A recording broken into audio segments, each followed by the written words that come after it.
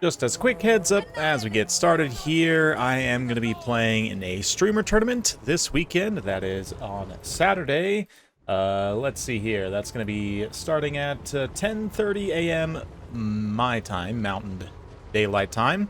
So, be sure to stay tuned for that. If you wish to see me get kicked in the rusty bucket, because to be honest, I haven't been playing too much of this game lately. I've been focused on some other things, but certainly enjoying all the replays that I have been sent.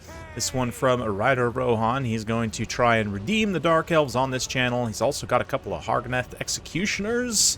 Very cool. Blades the Blood Queen, Regiment of Renown, Harganeth Executioners. Very, very cool unit. Yeah, excellent all-around stats, but let's see how they can do. We've got Handbows as well as a front line here. A second line of Dark Riders with some Cold One Knights to back them up, a Supreme Sorceress of Beasts, and a Sorceress of Shadows. I know Ryder Rohan's a big fan of taking multiple casters with just like a single spell each to give him lots of flexibility.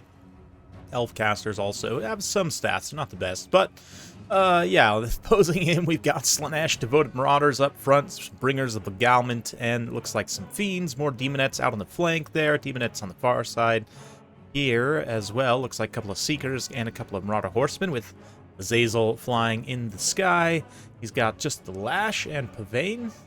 Yep, so let's get things rolling as we see some Melkos mystifying Miasma on the Bringers of Beguilement. We'll probably see some Focus Fire, maybe. Just the Handbows kiting in general. It's a little bit hard to focus them, right? Give them a Focus Fire attack order while they're actually kiting.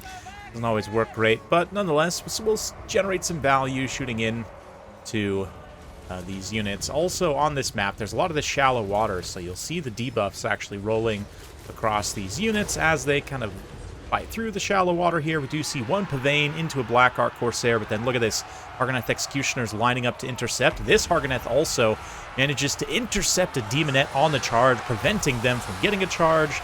Cold One Knights can then immediately follow up. Really nice catch there, preventing Slaanesh from getting a big benefit. And yeah, those Demonettes just getting absolutely cleaved by these Harganeth Executioners. Handbows also sit in the back, pouring in some really nice supporting fire. So pretty decisive win in that particular engagement. And in other places, things are going okay. Bringers of Beguilement did get into combat here. They're going to start to shred things on their own, especially with Fiend support now. We've got the flank being turned here by some Seekers. Demonettes also moving. This is one huge benefit of Corsairs, is their speed, and now they're getting a little bit of extra damage as well as they pull away, get some nice kite damage on those Demonettes. But yeah, Dark Riders getting caught flat-footed there. That's going to be the end of them. And Seekers over here also doing some really nice damage, but likewise taking tons and tons of damage. The Blades of the Blood Queen able to kind of stabilize with that Murderous Mastery. Going to be a very long uptime on that for them, so they'll get quite a bit of benefit from it. Cavalry moving back into the center. The Elf ladies trying to not get sniped. We see a big Curse of Onrarier to change the combat stats profile, significantly nerf everything that's left for Slaanesh. These elite demons and a few Marauders hanging around as well. And see Azazel also on the little hill there, smacking the sorceresses around. Obviously a much better combatant, but can the Sorceresses get enough support value to swing things in the meantime? Bringers of Beguilement, yeah, they are still alive technically here. Blades of the Blood Queen pulled back. It's this Conquest. I don't know if it'll end up mattering too much with these two factions. Probably not, but we'll see. It could turn into a longer game if some mobility aspect changes, if the Black Ark Corsairs are forced into a little bit of a kite situation, which they might be here. Yeah, Blades of the Blood Queen are going to get some cavalry support to try and oppose the Fiends. They don't just get completely run over here, but they're definitely facing the might of the Slaanesh army as they tangle with Azazel himself. He does count as infantry, so the Blades of the Blood Queen actually, if they can get multiple models in contact with him, will trade quite well when they can get hits, but of course his speed and mass makes it tough to do so. Animation's also excellent. Get him out of danger there. Activates the Pavane on the Lord, make sure he can finish her off. See Ryder Rohan pulling back the Sorceress of Shadows, potentially splitting them up, see if he can save the one, since the Lord is pretty much done for at this point, but maybe not.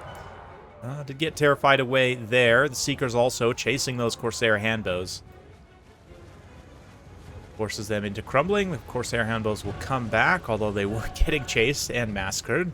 That's nice to have that one unit back in the fight. This unit's just about used up all their ammunition, but still good enough combat stats and plenty of vigor left. They're just fresh still, both units actually, of these that still have most of their unit models, so definitely support in the late game. What do they have to fight here? It's mostly just Marauder Horsemen, and obviously Azazel is quite dangerous as well, but Supreme Sorceress of Shadows helping to keep leadership stable, keep those Melkoth Mystifying Miasmas up, and no question in range trade, the Corsair Handbows are much superior to the Marauder Horsemen, so they're going to charge on in. Kind of saturate the, just bolt actually the Blades of the Blood Queen, throw their last javelins to try and finish them off, which they actually do. Move in to help Azazel take out some of these Corsair Handbows. Handbows aren't super accurate. They're accurate enough, but they do have a little bit of a scatter shot. Let's see. Keep Azazel's health bar up as he is getting pegged by bolts, as he probably enjoys. A little lash there for some anti-infantry damage, but yeah, it's just Azazel left, and I think there's enough ammunition here to take him out. We'll see. Definitely possible that he can get a big leadership route here, but it is getting some Marauder Horsemen back in the fight. Black Ark Corsair Handbows are running out of ammunition. A couple of volleys being used there to just finish the Marauder Horsemen's leadership. Huge damage spike on them. Still have the mass to run in and at least bowl over the Corsairs. But then can stand up and fight back just fine. Yeah, they rout off the horsemen no problem, and Azazel continues to take bolts directly to the face. At this point, he is getting low on leadership. Pops his Demon Blade, but it's not enough. Faces demonic instability. And that'll be victory. So, yeah, Corsair Handbows clutch out the win there at the end, but I love the pick. The double Hargoneth Executioner.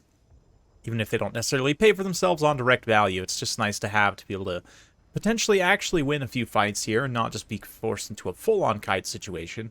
But yeah, the Corsair Handbows just generating mad value, shooting Azazel, shooting a lot of these other higher value targets, even though a lot of them are probably going to pay for themselves on Slaanesh's side. They're still largely got taken out. The Demonettes, actually, yeah, none of them end up paying for themselves, especially with the XP chevrons. Definitely painful, but yeah, very impressive stuff for sure. Azazel is always a good choice here. Just wasn't quite able to carry in the late game, but definitely an interesting one for sure.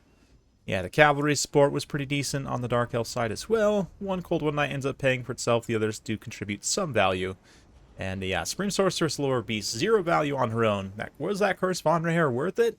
Hard to say, but, you know, having the two characters does mean, at least, as we saw there, if one gets sniped, still have another to provide some leadership and benefit. So, yeah, interesting game for sure. Big thanks to Red Rohan for sending that one in. Hopefully you enjoyed. If you like this sort of content, be sure to like and subscribe. Hit that bell notification. Every time I upload a new video, you'll be notified. Thanks again. We'll see you next time.